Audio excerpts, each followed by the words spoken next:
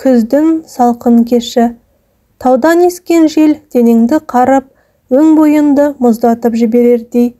Бүгін оқуынан кеш шыққан Әсемай асыға аялдамаға қарай жүгіруде. Елмен бірге жан таласа автобусқа әрең мінген қыз екі аяқтап тұру мүмкін емес көпшіліктің арасында әрең сыйысып тұр. Бұл күй автобустағы ешкімге де ұнап тұрмаса да, үйлеріне асыққан жандар амалсыз шыдап тұрғандай. Дегенмен, күні бойғы шаруалары шығып, мына кептелісте жекелеріне әбден тиген жандар ашуланып, байқаусызда аяғын басқан, қолын тартқан жанмен ұрыса кетуге дайын тұрғандай. Тү, аяғыңызды байқасаңызшы, бастыңыз ғой. Енді қалай тұрамын? Аспанда ұшпайтын шығармын. Мына мінгендер кіріп сыймай жатырмыз. Деп екіншісі де сірке су көтермей тұрғанын сездіргендей. Күнделікті үйренген кептелісі мен мұндай ұрыс-керіске мән бергісі келмеген Әсемай амалдап терезеге жақын жерге тұрып алды да, бар ойын Алматының кешкі әсем көрінісін тамашалап жолын жалғастырды. Автобус соңғы аялдамасына жақындай түскен сайын іштегілер де азайып, отыратын орындар босап қалды. Ең соңғы аялдамаға дейін баратын ару асықпай соңғы орынға жайғасып, терезеге сүйене көз ілініп бара жатты.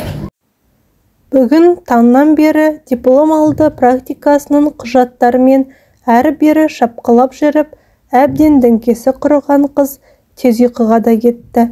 Өзіне қадалып қарап тұрған көз қарасты сезгендей жағымсыз күйде көзін ашқан Әсемай расында өзінен көз алмай отырған жүзі суық жігітке назары ауды. Суық көз қарасынан бойы бірден мұздап сала берген қыз жан-жағына қарап, өзіне қорған болар жанды іздердей. Қою қараңғылық өз күшіне де енгендей. Соңғы аялдамаға келіп тоқтаған автобус ішінен санаулы адам түсті. Алматының шетіндегі ауылда тұратын қыз ешқашан бұлай кеш қалып көрмегенде еді. Салқын самал әсерінен бойы да тоңып, жылдам қадам басқан қыз аяқ алысын тездетіп үйіне қарай асықты. Жүрегі де дүрсілдей жан-жағына қарап сақ келе жатыр. Жарық көшемен жүріп, өз үйіне қарай бұрылған сәтте жарықта аяқталып, қараңғылау көшеге түсті. Әр жерден шыққан көше иттерінің дауысы да әбден дегдірін алып барады. Қорқынышы сәт сайын артқан қыз қолы дірілдей телефонын ала, үйдегілерге қоңырау шала бастады. Жеңгесі де алаңдап ағасы алдынан жіберген екен. Жеңге, біртүрлі қорқып тұрмын. Өтініш, телефонды сөндірмеңізші, сізбен сөйлесіп үйге де жетіп алайын. Бұлай кешірмеуші едің ғой, ағаң қатты алаңдап отыр. Жаңа телефон соққан едік, алмадың. Иә, көзім ілініп кетіпті. Содан да байқамағанмын ғой. Және кафедраға телефонымды дыбыссыз еткенімді ұмытып кетіппін. Деп ақтала жылдан баса жөнелді. Артына да қарап қояды. Әлгі автобустағы суық жігіт бейне бір артынан келіп, мына қараңғы тарапқа қарай сүйреп кетердей сезініп қорқып та келеді. Онсыз да қорқып келе жатқан қызға қараңғы тараптан қаңғыбас ит арсалаңдай жүгіріп келе жатқанын көріп, жан дауысы шыға кетті. Дәл сол уақытта қайдан шыққаны белгісіз әлгі автобустағы суық жігіт үлкен таяқпен әлгі итті ұра жөнелді. Аралдап біраз сес көрсеткенімен қолындағы таяғымен итті аямай ұра жөнелді. Дәл сол кезде Әсемайдың ағасы да келіп қалып, әлгі итті жерден тас алып ұра бастады. Таяқтың бір ұшы басына қатты тиген қаңғыбас итте шәуілдей дәл сол уақытта алды-артына қарамай қаша жөнелді. Қорқып тұрған қарындасын құшақтап, әрең өзіне келтірген ағасы әлгі жігітке алғысымды айтуда. Басындағы кепкасын басып киіп алып, түрін көрсетпеуге тырысқан әлгі жігіт басын изей өз жолына да кетті. Неге түні бір уағына дейін көшеде жүрсің? Әбден уайымдап біттік қой, телефоныңды алмайсың, деп ағасы ұрсып келеді.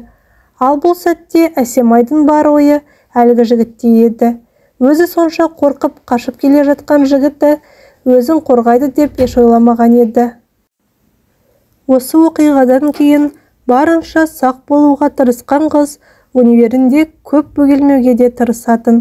Дегенмен сол бір жігіт еш есінен кете қоймады. Тағы бір кездессе арнайы алғысымды айтуды ойлап қояды. Сондай оймен жүргенінде бір күні таңертең ерте сабағына шыққанында әлгі жігітте кездесе қалғаны. Сол сәттегідей суық көз қараспен Әсемайдың жанынан өтіп кете барды. Неше күннен бері алғыс айтар сәтті сонша күтіп жүрсе де, дәл сол кезде ештеңе дей алмай тосырқап тұрып қалған қыз аяқ алысын жылдамдата әлгі жігітке жетіп алуға тырысты. Кешіресіз. Түсініксіз жігіт дәл сол күнгідей суық қарады. Мен әлгі өткенде түнде иттен қорғап қалған қызбын. Сізге алғысымды айтайын деп едім. Көп рахмет. Ештеңе етпейді деп жанарын басқа жаққа тайдырып әкеткен жігіт аялдамада тұрған автобусқа барып отырды. Айтарын айтып алып, өзінен өзі ыңғайсызданып қалған Әсемай кішкене сәл орнында тұрып қалды да, ойланып тұрып автобусқа отырды. Осы күннен кейін екеуі дәл осылай жиі кездесіп тұратын. Әр кездескен сайын сол баяғы суық көзқараспен қызды бақылап қарайтын жігіттен кішкене именсе де, өзіне де беймәлім бір түрлі күйді сезінетін Әсемай кейде өзін еш түсіне алмайтын. Бұл суық қарым-қатынастың түбірін іштей іздейтін. Талдырмаш сұлу қыздың артынан жүгірген талай жігіт болса да, жүрегі бір түрлі өзіне ешкімді жақындатқысы келмейтіндей. Сол бір суық жігітпен сөйлесіп көруді қалайтындай. Бүгін де кеш шығыпсыз ғой, тағы иттен қорықпайсыз ба? Деген дауыстан селт ете қалған Әсемай артына жалт қарады. Сіз, жүріңіз, әлгі иттен өткізіп жіберейін, деп алдына түсіп бара жатқан суық жігітті түсінбей қалған қыз жан-жағына қарап қойып, артынан ере бастады. Мен сізді мүлдем сөйлемейді екен деп ойлағанмын. Бәрі солай айтады. Осы жақта тұрасыз ба? Жұмыс істейсіз бе? Қараңғыдан қорықпайсыз ба деп жас балаша сұрақты жаудырып келе жатқан қызға тағы да суық қараған жігіт. Көп сөйлейді екенсіз, деген кезде өз сұрақтарынан ұялып қалған ару тілін тістей қалды. Өз үйіне жақындаған сәтте ғана рахмет деп тіл қатып бұрылып бара жатыр еді. Әлгі жігіт, менің есімім Бағлан деп дауыстады. Әсемай, есімің өзің сияқты әдемі екен, мүмкін телефон номеріңді берерсің, деп жанына жақындады. Бір сәтте жүрегі дүрсілдей кеткен Әсемай дауысы дірілдей әрен нөмірін айтып үйіне жүгіріп кетті.